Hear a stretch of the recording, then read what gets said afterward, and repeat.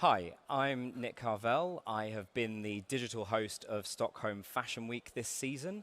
You might have seen me in the studio over the past few days where I've been speaking to all the designers involved where they've been presenting their new collections in a digital format for the first time.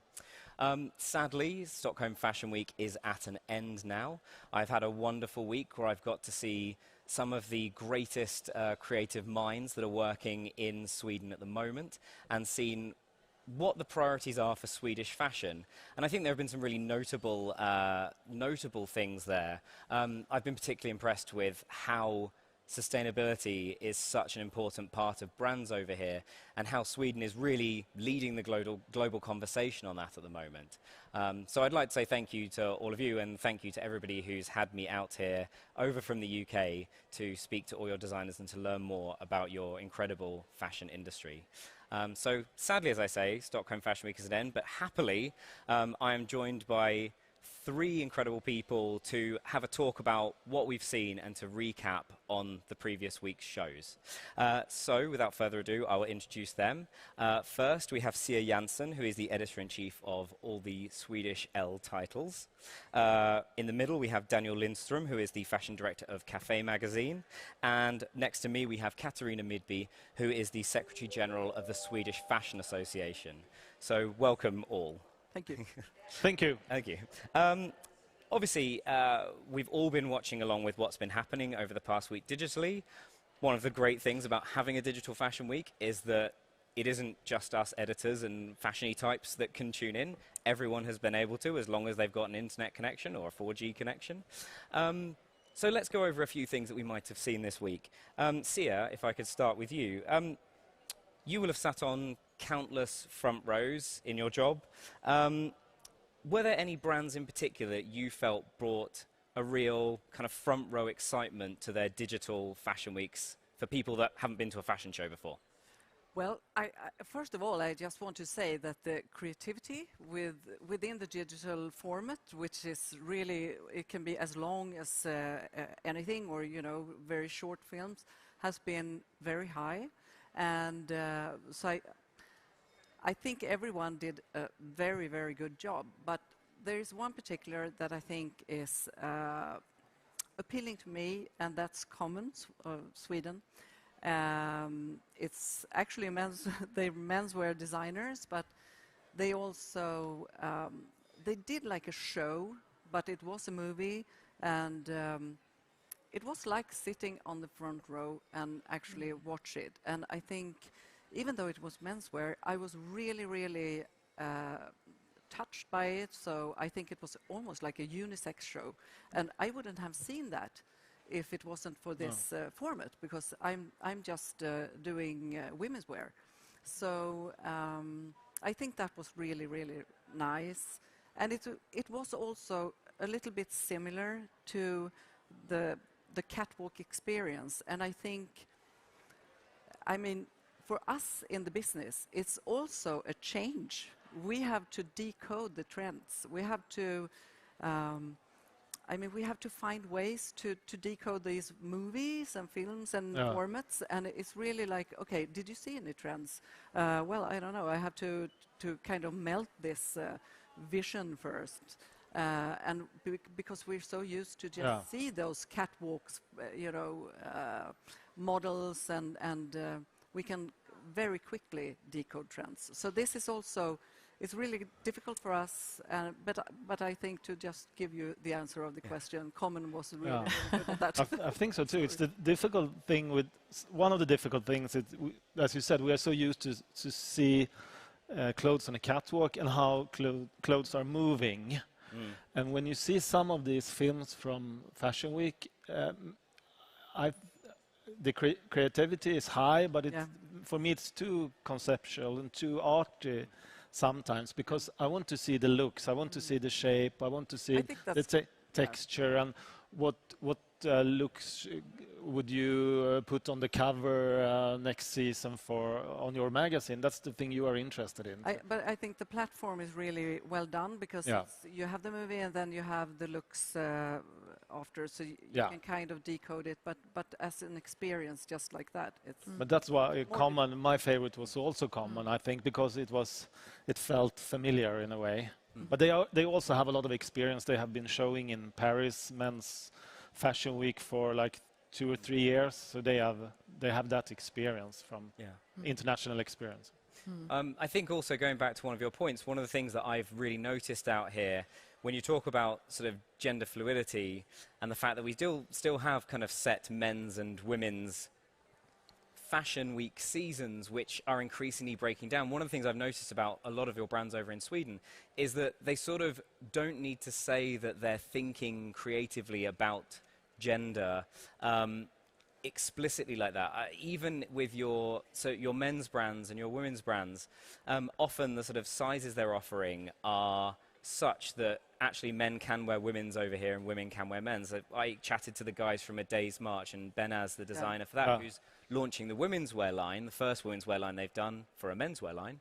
But I was talking to her and I was saying, well, actually, the sizes that you offer for women's wear, actually men could wear those as well without even having to say that as an explicit, we are a gender-free brand. That's also very, I mean, it's like a signature for the Swedish fashion. Yeah. I mean, that's what people really think when we say Swedish fashion. It's more like a unisex and a uniform kind of look. And it has been like that since the beginning of this millennium. Yeah.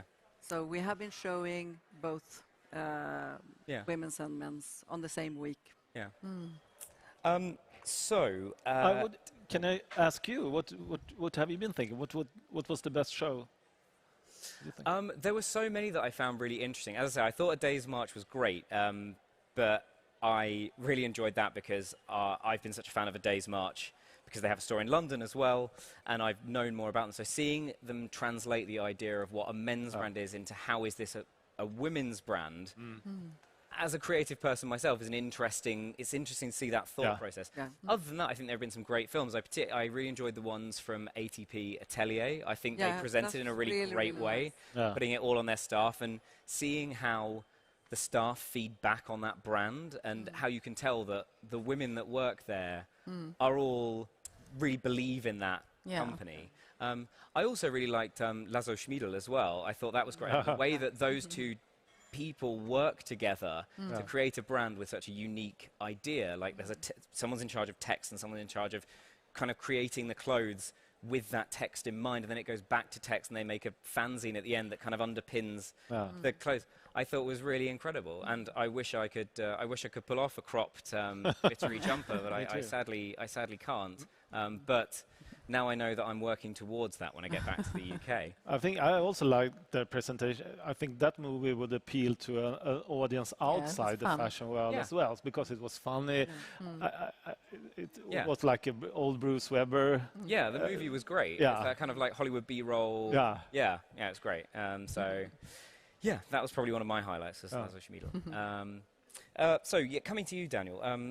We actually just sort of talked about this in the talk that we had about menswear, but you know, fashion shows are very much changing. Fashion weeks are changing. People are still trying to work out where in 2020 fashion week kind of what the point of a fashion week is.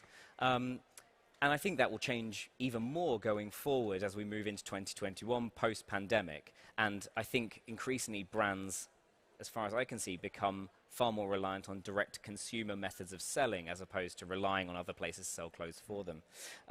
So there are a lot of conversations going around about Fashion Week. What do you think is an important conversation that a Fashion Week can give a platform to at this time? The most important question, I think, is the sustainability question. Yeah, I agree with you. Yeah, and we are good at that here in Stockholm, so it's nothing new for us. And I think every brand you talk with, it's what they focus on too. So I think that has been a thing that have come out this week. Yeah, I mean, I think we've seen a lot of different conversations around sustainability as well, especially, as I say, when you're looking at brands across women's wear, menswear, jewelry, people sometimes think of sustainability, I feel, as sort of textiles. But actually sustainability goes way beyond what kind of textiles you're using, especially when you're talking about jewelry and you're thinking about recycled precious metals, sourcing precious stones, all that sort of thing. And I think that Fashion Week can really give more of a platform to that for a consumer to really get into those. Because I think the consumer is really ready to have a more nuanced conversation about these sort of things. But Katarina, you'll be the person to ask about that as the person that has managed to pull this Fashion Week together. Fashion Weeks, as I say, people want to know what a Fashion Week looks like in the modern age. But why is the fashion industry so important to Sweden's economy? Well, it's important from many different perspectives. It's a way, of course, it's really important for the brands to keep selling fashion and to survive the pandemic and to keep the export going. It's really important for our industry as well as Sweden as a design and fashion destination, also for tourism and generally just for the kind of image of Sweden, I would say. So thank you for all the feedback on Fashion Week. It's really good to hear what people have perceived over this week. And I just want to say also that I think that, of course, trying out this digital format, I think the best thing around it, of course, has been that it's accessible and open to everyone, that it's an inclusive Fashion Week. And also that we've been able to bring up topics like sustainability in many different formats, for instance, in deep dive conversations on climate or diversity, which is a really important kind of burning question at the moment. But also that we've been able to talk about technology, creativity, and circularity, and lots of other topics. I think that's been a really rewarding process throughout Fashion Week to kind of to mix it up also with these really important conversations that we all need to have. Yeah, you have done great work, I think, on very short time. Thank you. Yeah. Yes. We are so impressed. I mean, fantastic. we were contacted in the beginning of the summer, and now we are here. And during a pandemic. Yeah. So, but so much support amazing also. work. Oh, thank you. But likewise, thank you so much for supporting and for being part of it. Definitely, it's not just me. The thing as well is that obviously we're in the middle of a pandemic, as you said, at the moment. Hopefully soon we'll be moving past that into whatever the world looks like post-pandemic. But I think it's fairly safe to say that many industries are going to go through some changes and are going to be facing some problems. And that's as true for the fashion industry as it is about many industries. So what do you think the challenges of the industry will be post-COVID, and how do you think a Fashion Week can help that? Well, I think here in Sweden, a big challenge here, because we're such global people here, we travel a lot and we tend to kind of branch out in the world. I think the greatest challenge will be to bring together the industry, I think, in Sweden, to make everybody work as a team and kind of promote Sweden together, because then we are, of course, stronger.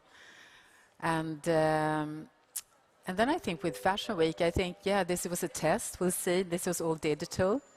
But we also have some encounters. We are also doing some physical events during Fashion Week. But I think we just have to keep, evaluating and see what we do next time, and keep talking to people and kind of, just work it out together and see what the future holds for us. Nobody knows, really. This season is a test, just like we have never imagined that the pandemic can kind of make the digital development kind of jump 5-10 years ahead of time, as it has now. So it's all in the stars, really. I mean, we just have to. All I can say, I think we have to work together and kind of make the best out of it. And I just want to thank you, Nick, because I think we have to wrap up. But thank you so much for hosting. It's been amazing. My pleasure. It really brought a lot of value to Stockholm Fashion Week and to the Swedish fashion industry. And thank you so much, lovely editors who have also supported so well in different throughout the whole week. Actually, I've been calling you all week, asking you to do all these different things. So thank you for supporting and for being part of everything. And thank you for the Swedish fashion industry, and to the audience who have been following us. see you soon, hopefully. We'll see how next time will look, but thank you for this time.